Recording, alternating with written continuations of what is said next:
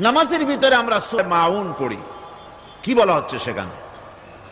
আরাআইতাল্লাযী ইউকাযযিবু বিদ্দীন ফাযালিকাল্লাযী ইয়াদুল ইয়াতীম ওয়া লা ইয়াহুদ্দু আলা তুআমিল মিসকিন। দ্বীন ইসলাম তথা বিচারের দিনকে অস্বীকার করেছে যে সে লোকটি সম্পর্কে কি তুমি বিবেচনা করেছো? সে কোন লোকটি? যে লোকটি এতিমকে গলা ধাক্কায় দেয়, মিসকিনদেরকে খেতে দেয় না, পরস্পরকে মিসকিনকে খাবারের ব্যাপারে উৎসাহিত করে না, এতিমকে গলা ধাক্কা দেয়। এই জন্য পরকালকে অস্বীকার করলো, এই জন্য ইসলামকে অস্বীকার করলো, এই জন্য দিনকে অস্বীকার করলো। এরপরে সে নামাজ পড়ুক, রোজা রাখুক, তার নামাজ, রোজা, হজ, যাকাতের গুরুত্ব বহন করবে না। কিয়ামতে যেসব লোক জাহান্নামে যাবে তার মধ্যে দুটি কারণ হবে সবচেয়ে বড়। একটা হচ্ছে আল্লাহর প্রতি ঈমান না আনা, আর একটা হচ্ছে এতিম মিসকিনদেরকে খেতে না দেওয়া। এদের শাস্তি কি রকম হবে? আল্লাহ রাব্বুল আলামিন বলেন, যারা এতিম মিসকিনদেরকে খেতে দিবে না, গলায় ধাক্কা দিবে, তাদের সঙ্গে দুর্ব্যবহার করবে, আল্লাহ পাক বলেন তাদের অবস্থা কি হবে শোনো। খুযূহু ফাগুল্লুহু সুম্মাল জাহিমা সাল্লুহু। বলা হবে ধরো এই লোকটারে, ধরো আর তাকে তার গলায় ফাঁস লাগাও, তাকে জাহান্নামে নিক্ষেপ করো। নাউযুবিল্লাহি মিন যালিক। আর এরপরে তাকে 70 হাত 70 গজ শিকল দিয়ে তাকে বেঁধে ফেলো, তাকে জাহান্নামে নিক্ষেপ করো। কারণটা কি? কারণ হলো ইন্নাহু কানা লা ইউমিনু বিল্লাহিল আযীম ওয়া লা ইয়াহুদ্দু আলা তুআমিল মিসকিন। গলায় ফাঁস লাগায়া 70 হাত শিকল দিয়া বাঁধা জাহান্নামে নিক্ষেপ করো, কারণ সে আল্লাহর উপর ঈমান আনে নাই, আর এতিমদেরকে, মিসকিনদেরকে খাবারের ব্যাপারে পরস্পরকে উৎসাহিত করে নাই, নিজেও খাওয়ায় নাই, আরো একজনকে উৎসাহিতও করে নাই। কিয়ামতে জাহান্নামে যারা যাবে, জাহান্নামে যাওয়ার যতগুলি কারণ থাকবে তার মধ্যে দুটি কারণ বড়। বলেন কয়টা কারণ বড়? আল্লাহ পাক বলতেছেন জাহান্নামীদেরকে প্রশ্ন করা হবে, ইয়াতাসাআলুনা আনিল মুজরিমিন মা সালাকাকুম ফি সাকার। জাহান্নামীদেরকে প্রশ্ন করা হবে, জাহান্নামে আসছো কেন, কি অপরাধ করে আসছো? ক্বালু লাম নাকু মিনাল মুসাল্লিন ওয়া লাম নাকু নুতঈমুল মিসকিন। তারা বলবে যে আমরা নামাজ পড়তাম না আর মিসকিনদেরকে খেতে দিতাম না। কত বড় মারাত্মক অপরাধ লক্ষ্য করুন। নামাজ না পড়া আর মিসকিনদের খেতে না দেওয়া। জাহান্নামে যাওয়ার যত কারণ তার মধ্যে শ্রেষ্ঠ দুটি কারণ হচ্ছে এই, যারা নামাজ পড়বে না, এতিম মিসকিনদেরকে খেতে দিবে না, এবং পরস্পরকে এতিম মিসকিনকে খেতে দেওয়ার ব্যাপারে উৎসাহিত করবে না, কিয়ামতে তারা জাহান্নামে যাবে। কোথায় যাবে? খোদ রাসূল করিম সাল্লাল্লাহু আলাইহি ওয়াসাল্লামকে লক্ষ্য করে আল্লাহ রাব্বুল আলামিন বলেন, নবীজি আপনি এতিমদের সঙ্গে সদ্ব্যবহার করবেন, এতিমদের ব্যাপারে আপনি দায়িত্ব পালন করবেন। কারণ হলো আপনিও তো এক সময় এতিম ছিলেন, এতিমের ব্যাপারে দায়িত্ব পালন করবেন। কোরআনে কারীমে রব্বুল আলামিন বলেন, আলাম ইয়াজিদকা ইয়াতীমান ফাআওয়া। ও নবী, আমি কি আপনাকে এতিম অবস্থায় পাই নাই? আর তারপরে আমি কি আপনাকে আশ্রয় প্রদান করিনি? আপনাকে আমি এতিম অবস্থায় পেয়েছি, এরপরে আপনাকে আশ্রয় দিয়েছি। রাসূল তো এতিমদের সরদার। পৃথিবীর কোন এতিম যেন বলতে না পারে, নবীজি আমার ব্যাপারে কি বলবেন, আমি তো এতিম মানুষ। আর তিনি আমার ব্যাপারে কিভাবে আমার দরদ বুঝবেন? নবীজিকে আল্লাহ পাক কেমন এতিম বানালেন, সমস্ত দুনিয়ার এতিমদের সর্দার বানালেন। মায়ের পেটে যখন তিনি ছিলেন 6 মাসের সময় মায়ের পেটে থাকাকালীন বাপের এতিম হয়ে গেলেন। যখন প্রসব বেদনা শুরু হয়েছে মায়ের, দুনিয়ায় যখন তিনি আসবেন, হযরতে আমেনা ঘরের ভিতরে বসে তার অবস্থাটা কি? এই সন্তান পৃথিবীতে আসতে পরে যিনি সবচাইতে বেশি খুশি হবেন তিনি তো আজ দুনিয়ায় নাই। মনের ভিতরে কত কষ্ট। আল্লাহ রাব্বুল আলামিন তার হাবিবকে দুনিয়া আনলেন। রাসূলের দাদা ঘরের সামনে তাঁবুর সামনে দাঁড়ায়া তায়েফ থেকে আগত সাদিয়া গোত্রের লোকদেরকে বলতেছেন, এই ঘরের ভিতরে একটা এতিম বাচ্চা আছে, বেশি টাকা কড়ি দেওয়া যাবে না, যদি দয়া হয়ে নিয়ে যাও। গরিব মানুষ, এতিম মানুষ দেখে শুনে কেউ আর নিতে চায় না। সবশেষে এলেন ভাগ্যবতী মেয়ে, ভাগ্যবতী মহিলা হযরতে হালিমাতুস সাদিয়া।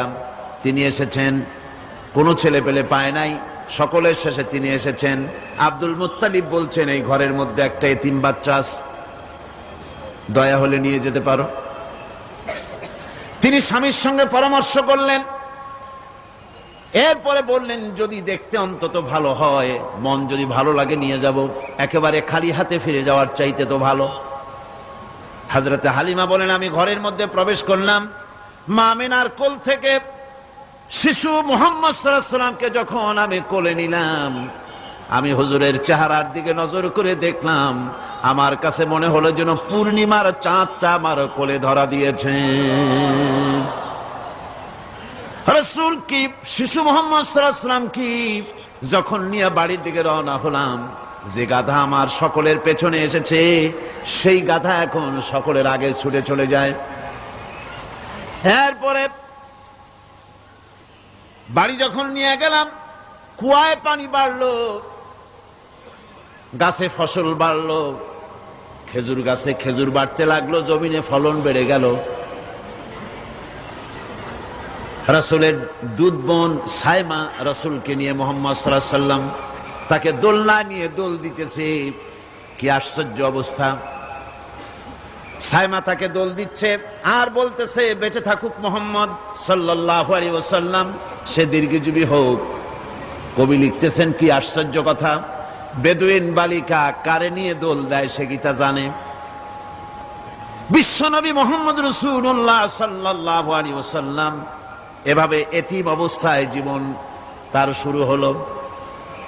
যখন তিনি ফিরে এলেন 6 বছর বয়সের সময়, যখন মায়ের কাছে তিনি ফিরে এসেছেন, প্রতিদিন তিনি খেলা দেখতে যান ময়দানে। ইতিহাসের মধ্যে লেখা হয়েছে, মা প্রতিদিন সন্ধ্যার সময় তাকে ফিরে পান।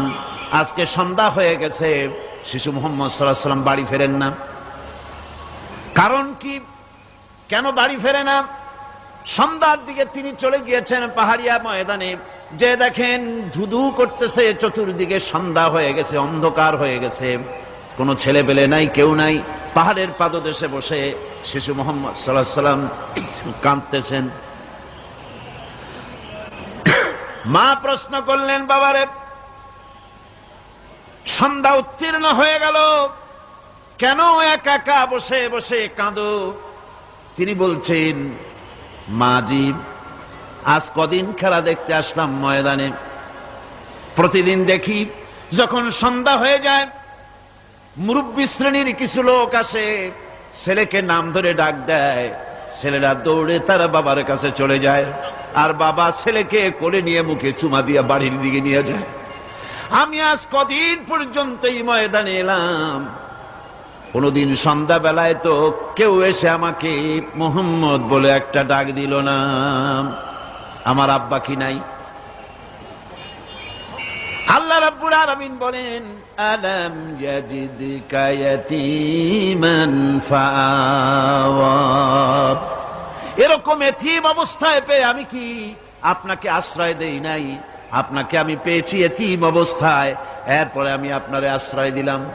ওয়াওয়াজাদাকা দাল্লান ফাহাদা, এরপরে আমি আপনাকে পথ হারা পেলাম, আমি আপনাকে পথের দিশা দিয়া দিলাম। ওয়াওয়াজাদাকা আইলান ফাআগনা, এরপরে আমি আপনাকে দরিদ্র অবস্থায় পেয়েছি, তারপরে আমি আপনার দারিদ্র মুক্ত করেছি আপনাকে।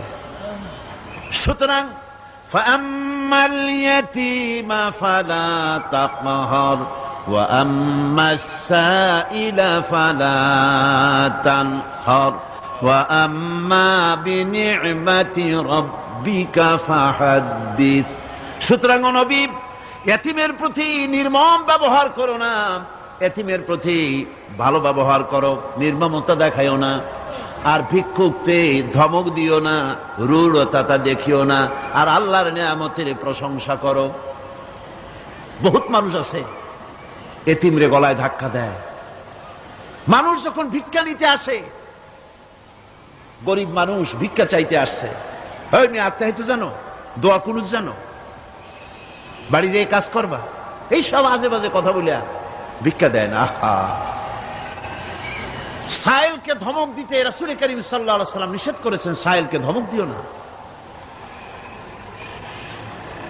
গাড়িতে বসে যাচ্ছেন সাহেব, ট্রাফিক মোড়ে যখন সিগন্যাল জ্বললো, গাড়িগুলি দাঁড়ায় গেল, ফকির এসেছে, হাত নাই পাও নাই, বুড়া মানুষ, একটা পয়সা বার করে না। আবার এই মানুষটি ওই ফকিরকে ধমক দিয়া বার করে দিল। এরপরে এই লোকটি যখন কোনো মাজারের কাছে পৌঁছে গেল, 500 টাকার কড়কড়ে নোটটা ফেলে দিল। বলেন টাকা দরকার কার? মরা মানুষের না জিন্দা মানুষের? কার দরকার? যার টাকা দরকার ছিল তারে দেওয়া হলো না, যার দরকার নাই তারে দেওয়া হলো। এরপরে লোকটা না খেয়ে যখন মারা গেল, পথের ফকির, রাস্তার ফকির, না খেয়ে মারা গেছে। এরপরে তার কাফনের কাপড় নাই, লোকটাকে রাস্তার উপরে শোয়া একটা ছেঁড়া কাপড় দিয়ে ঢেকে রেখেছে। বড় লোকেরা, সাহেবরা তখন গাড়ি দাঁড় করে আর 5টা টাকা 2টা টাকা করে তার লাশের উপরে মারতেছে। এটা মানবতার এর চাইতে লাঞ্ছনা, মানবতার জন্য এর চাইতে গঞ্জনা আর কিছুই হতে পারে না। মানবতার প্রতি লাঞ্ছনা এর থেকে আর দুর্গতি কি হতে পারে? বেঁচে থাকার সময় 1টা টাকা আপনি দিলেন না, মরে যাওয়ার পর বিদায় হয়েছে বালাই, এখন দেওয়া শুরু করেছে। আমার বন্ধুগণ, এজন্য এতিমের প্রতি দরদ করার জন্য আল্লাহ পাক কোরআনের ভিতরে পরিষ্কার বলেছেন। রাসূল করিম সাল্লাল্লাহু আলাইহি ওয়াসাল্লাম নিজে এতিম ছিলেন, আর এতিমের প্রতি তার এত দরদ ছিল, একবার তিনি ঈদের দিকে নামাজ পড়ার জন্য যাচ্ছেন। প্রতিমধ্যে দেখেন একটা বাচ্চা ছেলে কাঁদতেছে। এই রাস্তায় কত মানুষ গেল, কেউ দাঁড়ালো না থমকে, বাচ্চার ক্রন্দন কাউকে থামাইতে পারলো না। কিন্তু বিশ্ব নবী, দয়ার নবী, রাহমাতুল লিল আলামিন বাচ্চার কান্না দেখে পাও বাড়াতে পারলেন না। নবীজি দাঁড়ায় গেলেন, জিজ্ঞেস করেন, ও বাচ্চা, ঈদের দিনে কাঁদো কেন? ঈদের দিনে তো কাঁদতে নাই। বাচ্চা বলে, তোমার কাছে বলবো না, আমি সেই সকালবেলা থেকে বসে আছি, আমি যদি মক্কার আব্দুল্লাহর পুত্র মুহাম্মদ রাসূলুল্লাহ সাল্লাল্লাহু আলাইহি সাল্লামকে পাই, মনের দুঃখ তার কাছে বলবো। বিশ্ব নবী জমিনের উপরে বসে পড়লেন, বাচ্চারে কোলের উপরে উঠায় বলেন, বাচ্চা বলো কি তোমার দুঃখ? তুমি যার জন্য বসেছো আমি তো সেই এতিম নবী, কি বলতে চাও? বাচ্চা বলতেছেন, ইয়া রাসূলুল্লাহ, আমার বাবা মারা গেছে সেই ছোট্টবেলায়, একেবারেই তখন মায়ের পেট থেকে আমি আসার পর বাপ মরে গেল। আমার মা আর একজনের সঙ্গে বিয়ে বসেছে, সেই পুরুষটি আমারে দেখতে পারে না। আমার মা যদি আমারে কোলে করে এসে সহ্য করতে পারে না, আমারে চুমা খাইলে সহ্য করতে পারে না, আমারে খাবার দিলে মা মার খায়। আজ ঈদের দিনে রাতে আমার মা আমাকে বলল, বাবারে তোমার কপাল খারাপ, তোমার বাবা মারা গেছে, তোমাকে সাহায্য করার কেউ নাই, আমি তোমার যত্ন করতে পারলাম না, কোলে নিয়ে চুমাও দিতে পারি না, আমার এমনই কপাল খারাপ। সুতরাং এতিমের দরদ এতিম ছাড়া আর কেউ বুঝবে না। তুমি আজ চলে যাও ওই রাস্তায়, ঈদের রাস্তায় দাঁড়ায় থাকো, মাঠের রাস্তার পাশে, বিশ্ব নবীর কাছে তোমার দুঃখ বলো, এতিমের দুঃখ তিনি বুঝবেন। আমি মায়ের কথা মতো এই জায়গায় এতক্ষণ বসে আছি, হুজুর আপনি দয়া করে, আমার কথা তো আপনার কাছে বললাম, আমার মনের এই দুঃখ। নবীজি বাচ্চার কথা শুনতেছিলেন, চোখ দিয়া পানি পড়তেছিল। বাচ্চাকে বুকের সঙ্গে জড়িয়ে ধরে নবীজি বলেন, ও এতিম, মুহাম্মদ সাল্লাল্লাহু আলাইহি ওয়াসাল্লাম যদি তোমার পিতা হন আর হযরতে আয়েশা যদি তোমার মা হয়ে যায়, বলো তোমার মনের দুঃখ মেটে নাকি?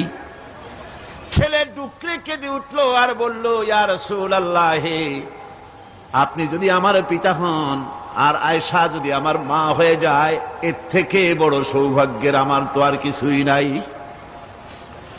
নবীজি এতিমকে বাড়ি নিয়ে গিয়ে হযরতে আয়েশার হাতে তুলে দিয়ে বললেন, আয়েশা রে, পবিত্র ঈদের দিনে আল্লাহ রাব্বুল আলামিন তোমার জন্য একটা উপহার পাঠিয়েছেন, এটা যত্ন করো। এতিমের প্রতি দরদ রাখার জন্য আল্লাহ রাব্বুল আলামিন বলেছেন, এতিম, মিসকিন, বিধবা, অসহায় লোক, তাদের প্রতি যাতে করে মুসলিম সমাজ লক্ষ্য রাখে, সেজন্য আল্লাহ পাক নির্দেশ করেছেন। বুখারী এবং মুসলিম শরীফের হাদিসে এসেছে, আস-সাই আলাল আরমালাত ওয়াল মিসকিন কাস-সাই ফি সাবিলিল্লাহ।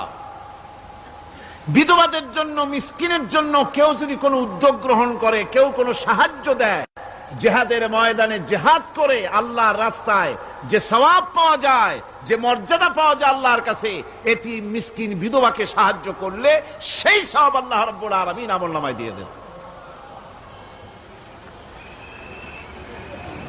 ইসলাম যেহেতু মজলুম মানবতার জন্য পৃথিবীতে এসেছে, যারা বলে ইসলাম পুঁজিবাদের আশ্রয়স্থল, তাদের মতো বেকুব আর নাই।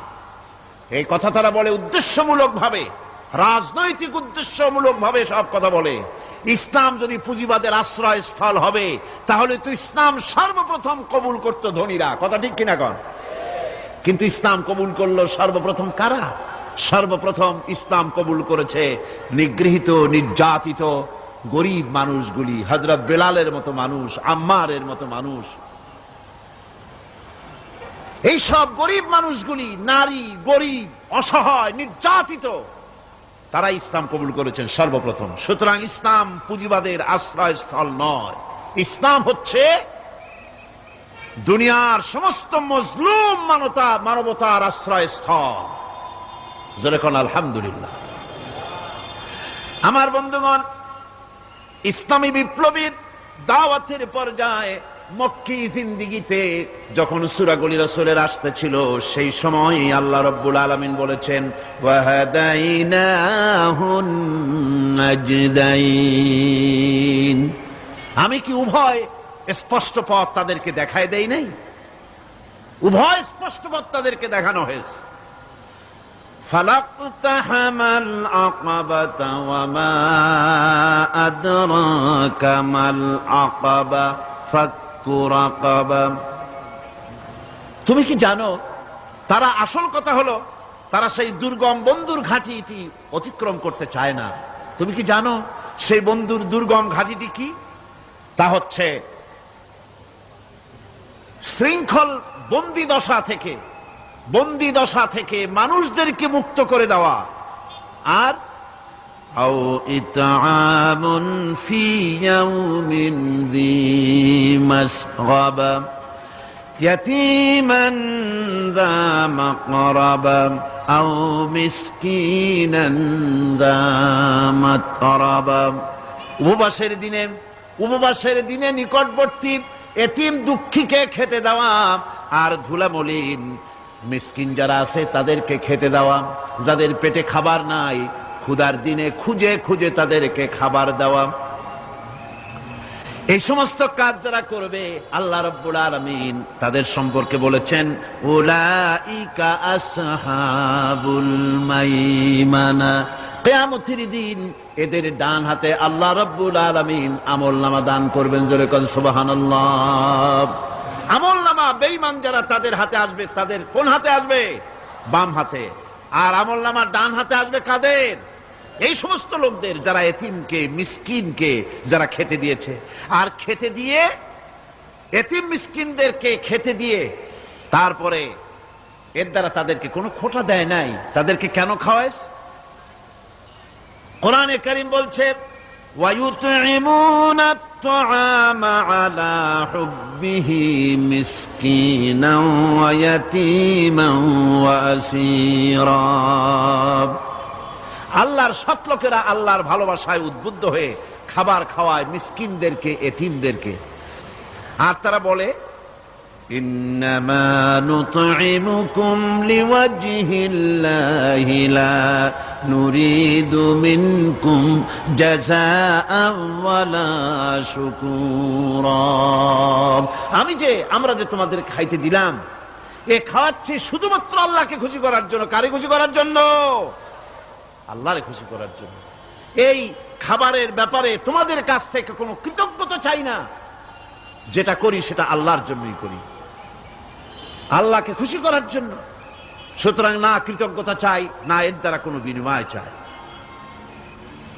আল্লাহ রাব্বুল আলামিন এতিমের মাল সম্পদ আত্মসাৎ করার ব্যাপারে কঠোরভাবে নিষেধ ঘোষণা করেছেন। এতিমের মাল সম্পদ যেন আত্মসাৎ করো না। কোরআনে কারিমে স্পষ্ট ভাষায় বলা হয়েছে وَآتُوا الْيَتَامَى أَمْوَالَهُمْ وَلَا تَبَدَّلُوا الْخَبِيثَ بِالطَّيِّبِ।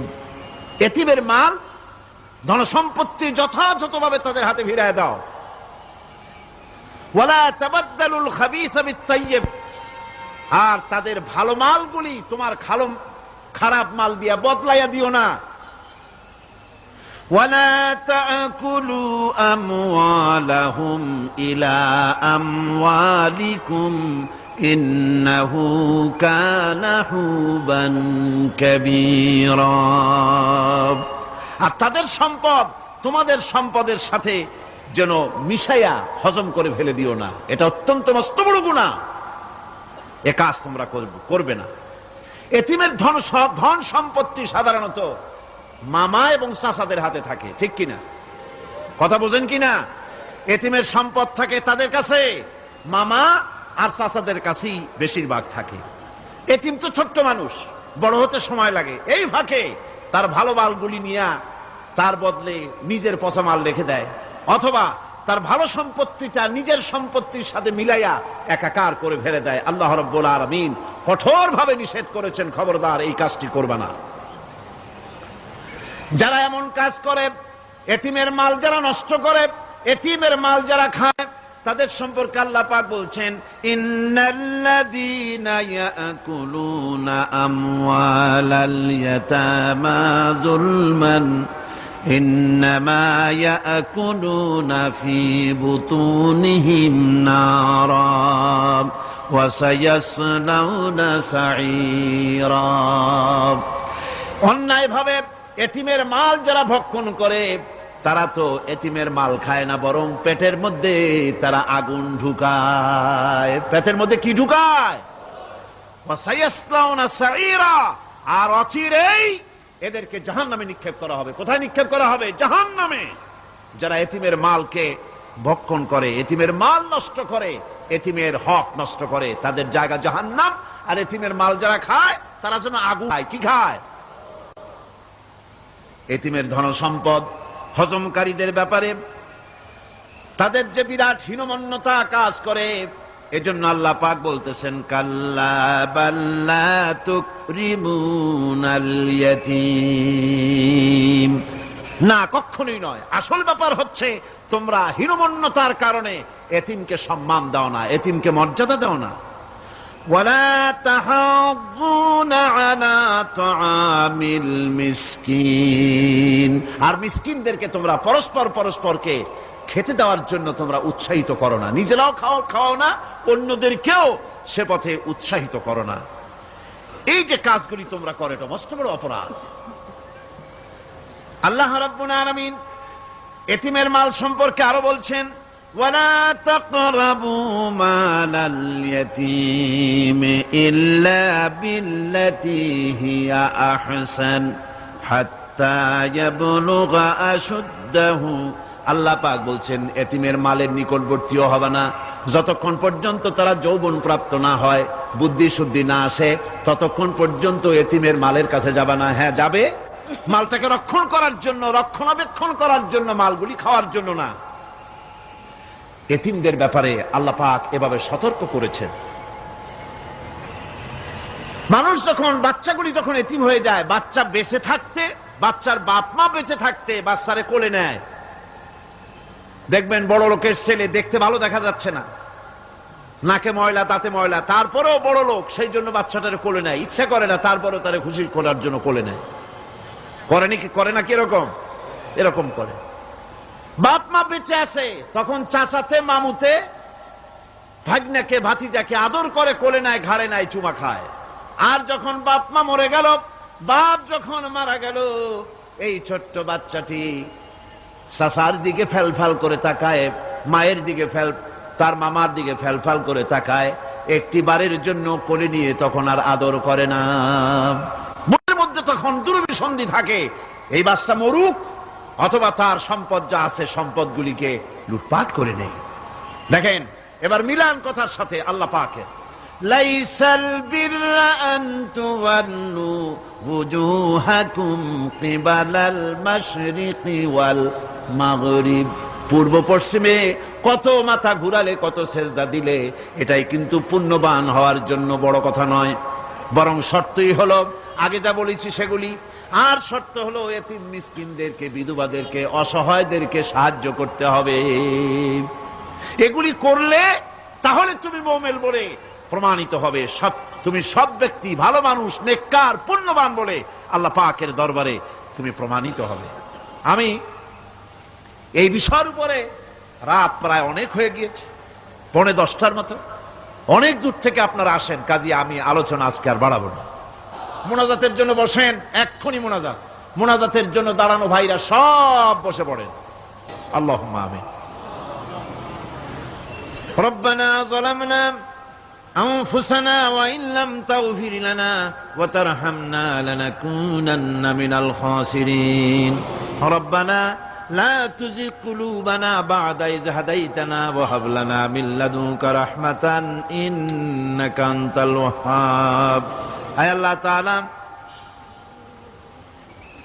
এই বিশাল জনসমুদ্র নিয়ে তোমার দরবারে হাত তুলেছি পবিত্র মেরাজের রজনীতে।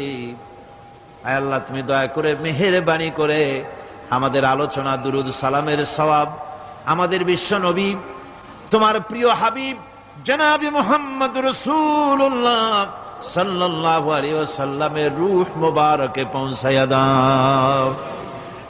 সমগ্র বিশ্বের মাটির নিচে যত মুমিন মুমিনাত শুয়ে আছেন তাদের আরো আর পরে সওয়াব পৌঁছায় দাও। আমাদের মা বাপ যাদের দুনিয়া থেকে বিদায় হয়ে গেল, আল্লাহ কবরগুলিকে জান্নাতের টুকরায় পরিণত করে দাও।